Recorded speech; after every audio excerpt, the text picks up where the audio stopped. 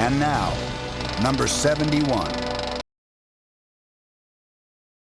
I think the quality of a great leader, of a great quarterback, is being able to deliver when you have to. Anybody can play when there's really nothing at stake, regardless of the game, regardless of the situation. But I really think the measure of the player is how well he plays under pressure when you have to win.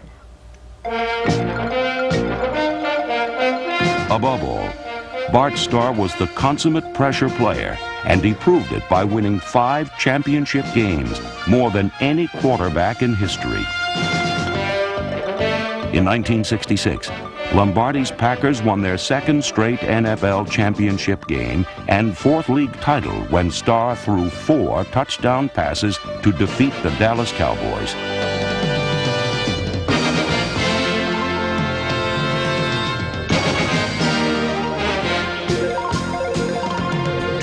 Later, in the first Super Bowl, the Packers defeated the Kansas City Chiefs 35-10. Starr was named the most valuable player, and the coach who once doubted him had by now become his biggest fan, and together they went on to make pro football history.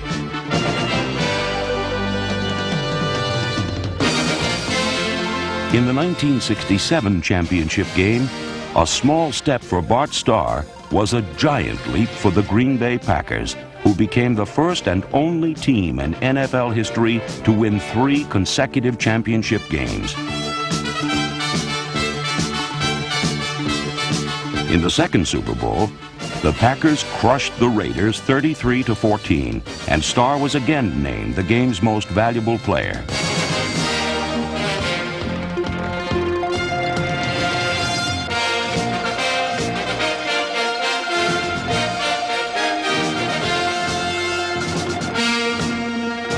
Unlike most of the great quarterbacks, Bart Starr was made, not born, and the lessons of his life seem clear. One of my favorite quotes is from William Jennings Bryan, and I think it sums up how I feel about my career and what I was able to accomplish when he said that destiny is not a matter of chance, it's a matter of choice. It is not something to be wished for, it is something to be attained. People have forgotten about that because the Packers were grinded out, run the football teams, and Bart's image was firmly planted as the staid executioner of the Vince Lombardi run-first offense.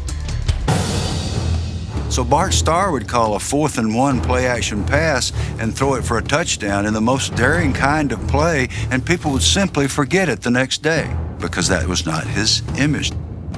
When he went with play action, very often it was for huge plays. And very often a Packer game or even a Packer season would turn on a phenomenal execution of a fake of a play action by Bart Starr at a time when the team couldn't move the ball and the team would go on to win and then go on to win championships.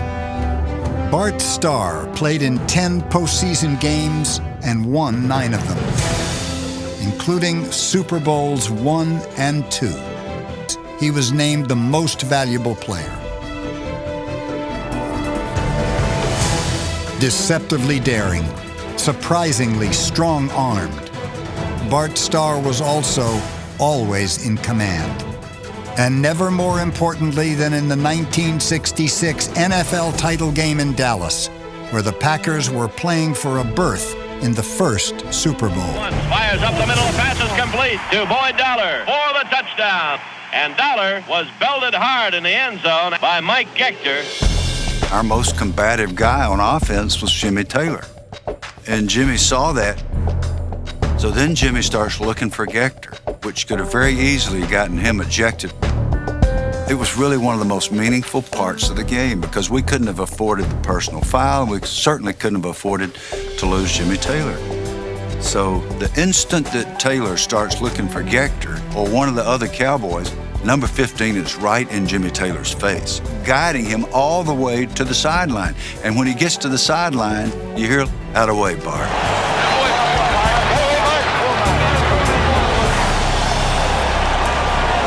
quarterback stance should be as comfortable as possible. Coach Lombardi would actually concede to him. And Bart doesn't like to talk about this, and he's uncomfortable even talking with me about it to this day. But he would stand up in front of the team and he would say, "Wait a minute, Coach. Don't be criticizing us about that because that's not true. Let's get it right." Nobody else did that. I told him, I said, "Look, Coach," I said, "I can take all of the chewing you want to dish out." And I said, "I understand your personality, and that's all well and good." What are you doing out there? Oh, God, get him out of there, will you? And I said, "That doesn't bother me." I said, "But what does bother me is the fact that you're telling the team one thing, but you're expecting certain things of your leaders, of your quarterbacks, and you expect me to go out there and lead them." And I said, "I can't do that if you're going to chew me out in front of them." I said, "Now, if I've got a chewing out coming, fine, but do it in the privacy of this office where you apologize to me when you know you're wrong." I said, "Otherwise, don't ever expect me to go out there and be your leader." And he never, ever raised his voice to me again.